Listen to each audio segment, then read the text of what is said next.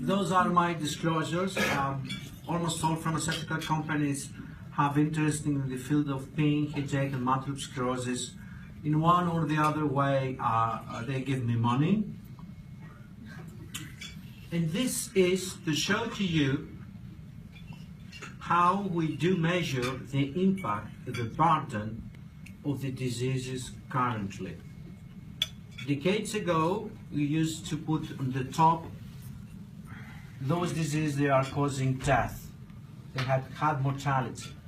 But by time, things changed, and now we consider most important those diseases that are causing disability. So that's why just a couple of months ago, this summer, the summer before, in Lancet, there is a publication measure the burden of disease globally in all the world according to years lost with disability. And as you may see here, the first cause for disability was low back pain. And then was major depression, followed by iron deficiency, neck pain, hearing loss, and at the 6th place was migraine. At place 18 down was medication overuse headache, a very common type of headache, chronic headache.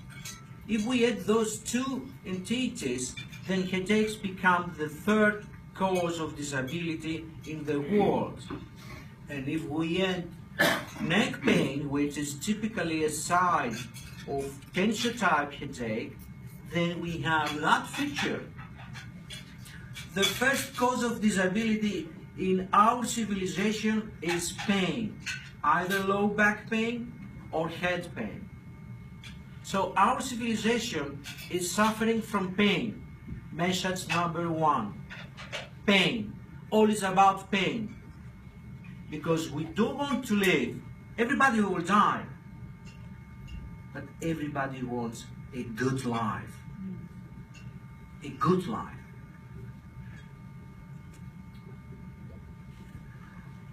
Cluster headache. Everybody knows about multiple sclerosis. I'm also an expert in the field of multiple sclerosis. But nobody knows about cluster headache and have exactly the same prevalence.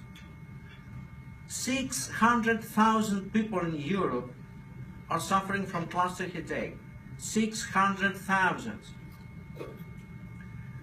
Less than 1 out of 2 those patients suffering from cluster headache are seeing a specialist.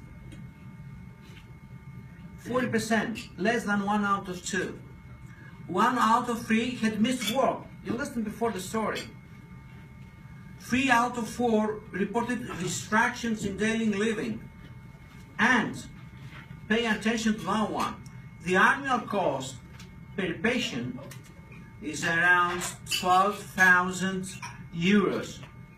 And if you make the calculations, then cluster headache costs in the European Union more than 7 billion per year.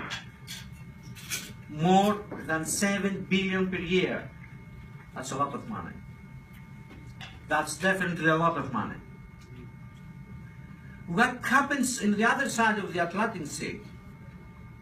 National Institute of Health spends, look at this, 1,872 billions for research in multiple sclerosis in 1 decade.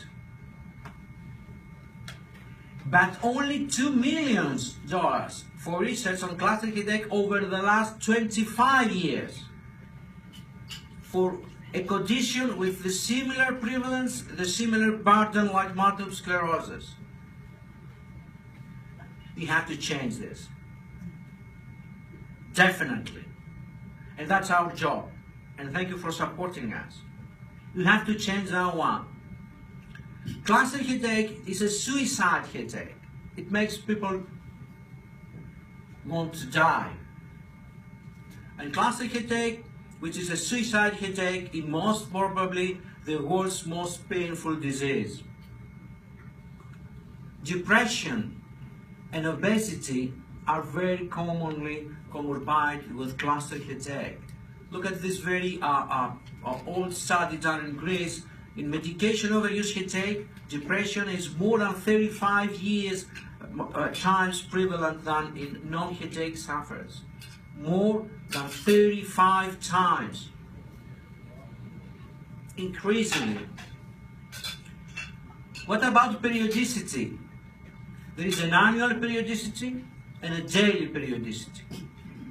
During the annual, as you may see here, in the spring we have birds, and in autumn. And if you go there within the day, as you heard already, it's during the night. So there are two periodicities. Daily, more frequent during the night, and annual, more frequent during the spring or the autumn. Like that one.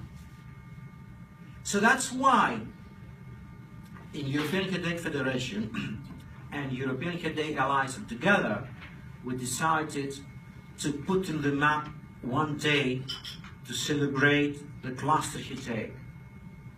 One day to consider those that are suffering from cluster headache in the European Union. And we pick up the March 21. Why? Because it's the equinox.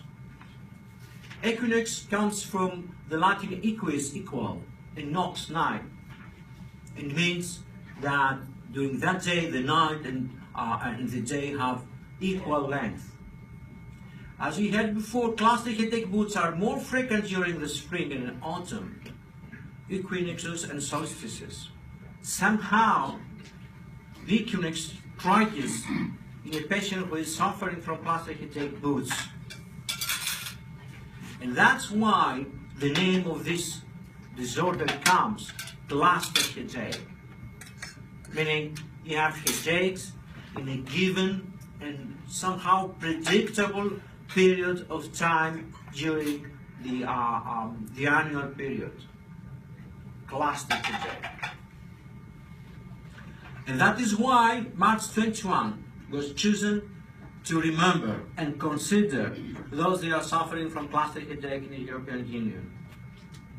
And together with those that are suffering from cluster headache, our aim is to educate people, to aware decision makers that this is something important, underestimated, that we have to look at, to educate physicians, to establish headache centers across Europe, to improve services for cluster headache sufferers. In other words, to make their lives better. That is our time. That is we have to consider, and that's the reason we are today here. And thank you so much for that.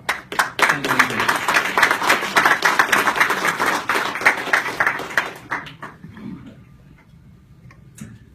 Hopefully we can have our main course. Thank you very much indeed, Professor Mitsikostas. I think if I was to say anything to you today, there are a number of people in this room who are already making a difference in the lives of people like Stephen. I think those of us who live with severe headache disorders and those of us who act as advocates know very, very well that it's a hidden and very isolating disorder. But